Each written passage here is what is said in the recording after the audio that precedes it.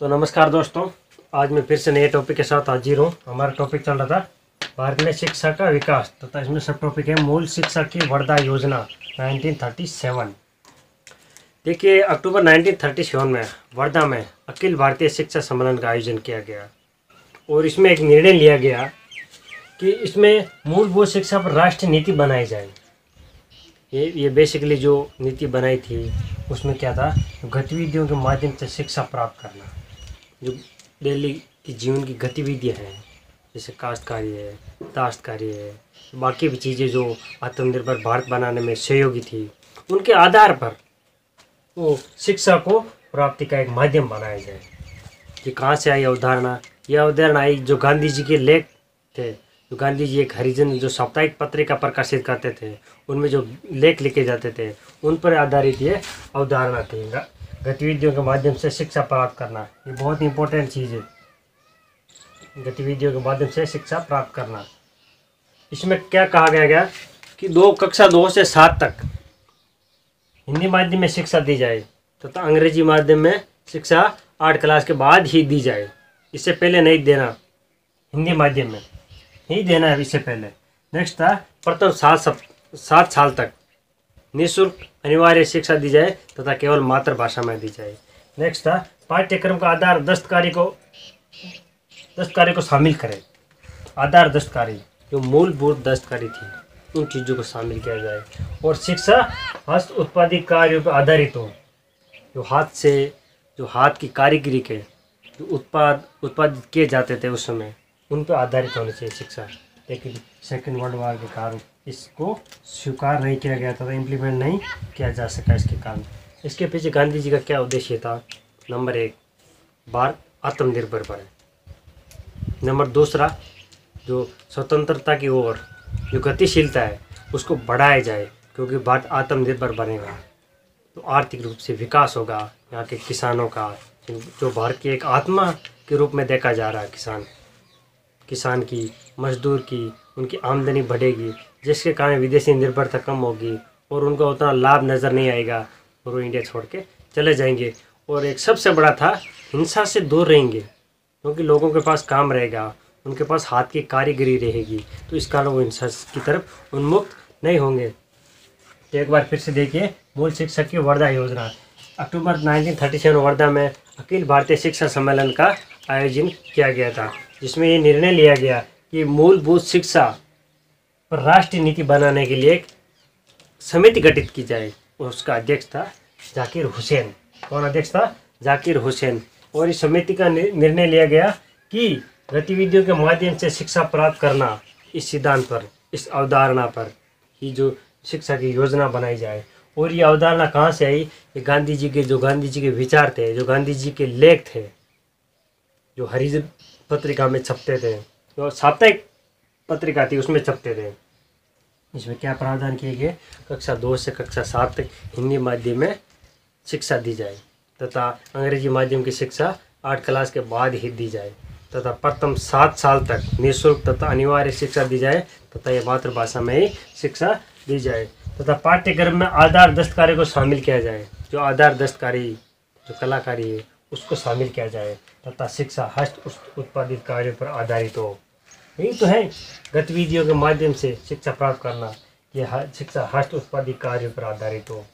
जो हाथ की कारीगरी, जो हाथ के हुनर से जो उत्पाद है, उन पर शिक्षा को आधारित किया जाना चाहिए। लेकिन सेकेंड वर्ल्ड वॉर के कारण इसको इम्प्लीमेंट नहीं किया गया। नेक्स्ट वीडियो में हम चर्चा करेंगे सार्जेंट की योजना 1944 के बारे में। किस प्रकार उन्होंने एक नई योजना बनाई, एकेडमिक तथा जो व्यापारिक थी उसको अलग अलग किया गया। 6 से 11 साल तक एक अलग शिक्षा और 11 से 17 साल तक अतिरिक्त अलग शिक्षा दी गई तथा देश में प्राथमिक और माध्यमिक स्कूल खोले गए। एक राष्ट्रीय जो एक योजना बनाई उसने शिक्षा की, उसके बारे में चर्चा करेंगे। सार्जेंट योजना 1944 के बारे में। तो नमस्कार दोस्तों, आज मैं फिर से नए टॉपिक के साथ हाजिर हूँ। हमारा टॉपिक चल रहा था भारत में शिक्षा का विकास तथा इसमें सब टॉपिक है मूल शिक्षा की वर्धा योजना 1937।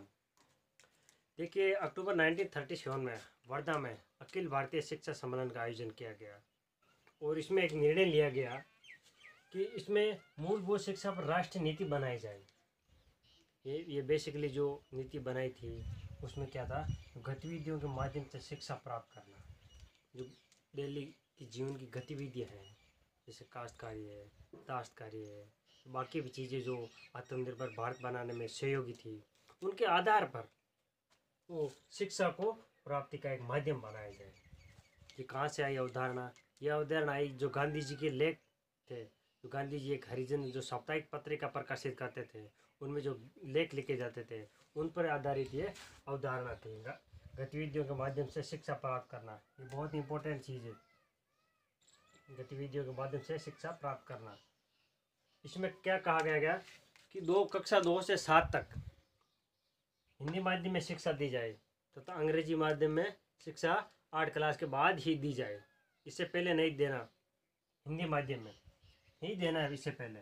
नेक्स्ट था प्रथम 7 साल तक निःशुल्क अनिवार्य शिक्षा दी जाए तथा केवल मातृभाषा में दी जाए। नेक्स्ट था पाठ्यक्रम का आधार दस्तकारी को शामिल करें। आधार दस्तकारी जो मूलभूत दस्तकारी थी, उन चीज़ों को शामिल किया जाए। और शिक्षा हस्त उत्पादित कार्यों पर आधारित हो। जो हाथ की कारीगरी के जो उत्पादित किए जाते थे उस समय, उन पर आधारित होनी चाहिए शिक्षा। लेकिन सेकेंड वर्ल्ड वॉर के कारण इसको स्वीकार नहीं किया गया था, इम्प्लीमेंट नहीं किया जा सका इसके कारण। इसके पीछे गांधी जी का क्या उद्देश्य था? नंबर 1, भारत आत्मनिर्भर बने। नंबर 2, जो स्वतंत्रता की ओर जो गतिशीलता है उसको बढ़ाया जाए, क्योंकि भारत आत्मनिर्भर बनेगा तो आर्थिक रूप से विकास होगा। यहाँ के किसानों का, जो भारत की एक आत्मा के रूप में देखा जा रहा है, किसान की, मजदूर की, उनकी आमदनी बढ़ेगी, जिसके कारण विदेशी निर्भरता कम होगी और उनको उतना लाभ नज़र नहीं आएगा और वो इंडिया छोड़ के चले जाएंगे।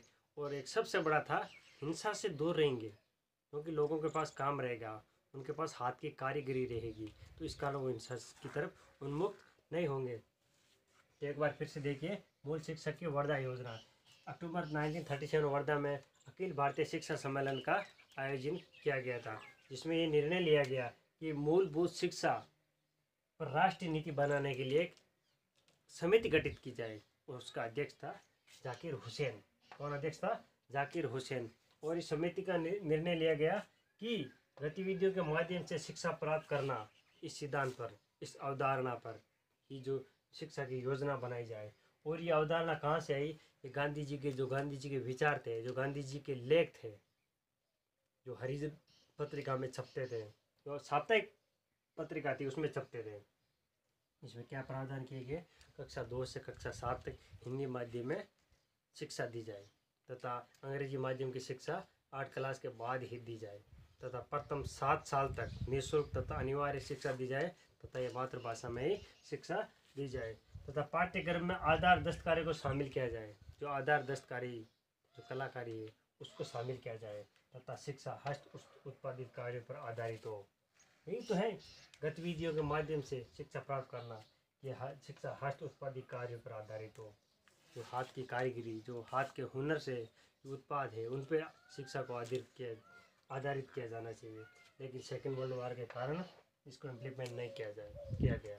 नेक्स्ट वीडियो में हम चर्चा करेंगे सार्जेंट की योजना 1944 के बारे में। किस प्रकार उन्होंने एक नई योजना बनाई, एकेडमिक तथा जो व्यापारिक थी उसको अलग अलग किया गया। 6 से 11 साल तक एक अलग शिक्षा और 11 से 17 साल तक अतिरिक्त अलग शिक्षा दी गई तथा देश में प्राथमिक और माध्यमिक स्कूल खोले गए।